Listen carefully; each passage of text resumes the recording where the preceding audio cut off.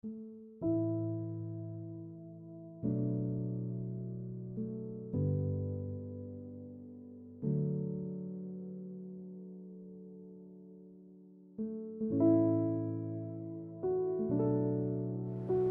day, everyone. My name is Patrick, and I hope you are all having a wonderful day.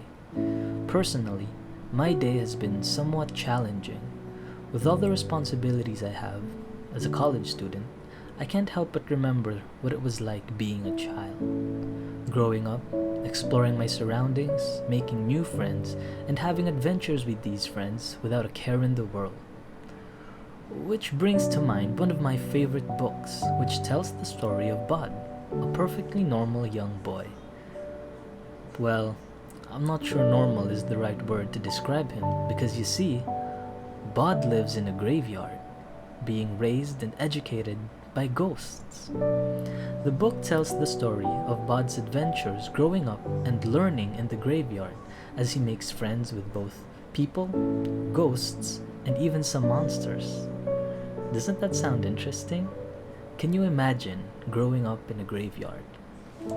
This particular book is entitled The Graveyard Book, and it is written by Neil Gaiman with illustrations by Dave McKean. What say you and I take a closer look at some of Bud's adventures in the graveyard? This particular excerpt I'm going to read tells the story of how Bud made friends with a human girl named Scarlett Amber Perkins.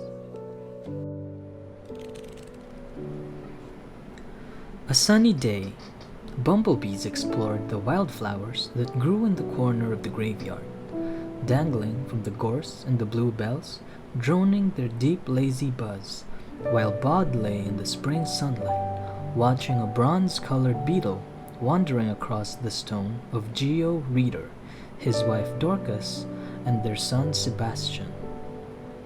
Bud had copied down their inscription, and now he was only thinking about the beetle when somebody said, "Boy, what are you doing?" Bud looked up. There was someone on the other side of the gorse bush, watching him. "Nothing," said Bud. He stuck out his tongue. The face on the other side of the gorse bush crumpled into a gargoyle, tongue sticking out, eyes popping, then returned to girl. "That was good," said Bud, impressed. "I can make really good faces," said the girl. "Look at this one." She pushed her nose up with one finger, creased her mouth into a huge, satisfied smile, squinted her eyes, puffed out her cheeks. "Do you know what that was?" "No." "It was a pig, silly." "Oh," Bud thought. "You mean like P is for pig?" "Of course like that. Hang on." She came around the gorse bush and stood next to Bud, who got to his feet.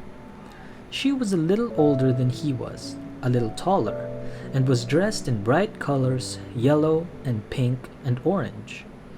Bud, in his gray winding sheet, felt dowdy and drab.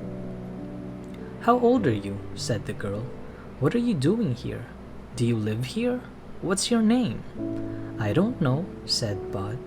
"You don't know your name?" said the girl. "Course you do. Everybody knows their own name, fibber." "I know my name," said Bud, "and I know what I'm doing here, but I don't know the other thing you said." "How old you are?" Bud nodded. "Well," said the girl, "what was you when you was last birthday?" "I didn't," said Bud. "I never was." "Everybody gets birthdays. You mean you never had cake or candles or stuff?" Bud shook his head. The girl looked sympathetic. "Poor thing. I'm 5. I bet you're 5 too." Bud nodded enthusiastically. He was not going to argue with his new friend. She made him happy. Her name was Scarlett Amber Perkins, she told him, and she lived in a flat with no garden. Her mother was sitting on a bench by the chapel at the bottom of the hill, reading a magazine, and she had told Scarlett to be back in half an hour and to get some exercise and not to get into trouble or talk to strangers. "I'm a stranger," pointed out Bud. "You're not," she said definitely. "You're a little boy, And then she said, "And you're my friend, so you can't be a stranger." Bod smiled rarely, but he smiled then, hugely and with delight. "I'm your friend," he said. "What's your name?" "Bod. It's short for nobody." She laughed then. "Funny sort of a name," she said. "What are you doing now?" "ABCs," said Bod, "from the stones. I have to write them down. Can I do it with you?" For a moment, Bod felt protective. The gravestones were his, weren't they? And then he realized how foolish he was being. And he thought that there were things that might be more fun done in the sunlight with a friend.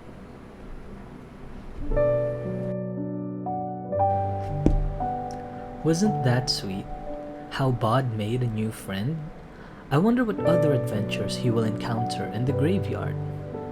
Once again, this is The Graveyard Book, written by Neil Gaiman with illustrations by Dave McKean. I am Patrick, and I hope you have a great day.